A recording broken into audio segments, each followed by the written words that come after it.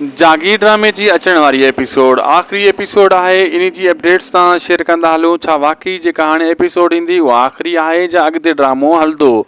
दोस्तों, अचण वारी एपिसोड हूंदी जंहिंमें जागीर ड्रामे जी हशमत ख़ान वॾेरे खे गिरफ़्तार कयो वेंदो ऐं उन जो गुनाहनि जो घड़ो फुल थी वेंदो, जंहिंमें दीनू जो जेको दोस्त आहे उन जी फ़रियाद ते हशमत ख़ान खे पुलिस खणी खंभे वेंदी ऐं हशमत ख़ान चरियो थी वेंदो। चरियनि जीअं ॻाल्हाईंदो उन खे पुलिस हितां गेले खणी वेंदी ऐं होॾां वरी दिलबर वारा इन शइ ते हूंदा त असां विढ़ो आहे, अञा मारियो आहे कंहिंखे सुराइण जे चकर में, इश्क जे चकर में। लेकिन जेको आहे सुराइण तां इश्क त घणनि कयो, लेकिन सुराइण मिलंदी सिर्फ़ु उन शहरी बाबू खे। ड्रामे जी आख़िरी क़िस्त में वरो हशमत ख़ान जी धीउ उहा हक़ सच ते आहे, उहा हशमत ख़ान जहिड़ी न आहे, उन खे कुझु कोन्ह थींदो। आख़िरी क़िस्तनि में हशमत ख़ान जो बुरो अंजाम थींदो, बुरे जो नतीजो बुरो आहे ऐं तालीमी निज़ाम खटे वेंदो।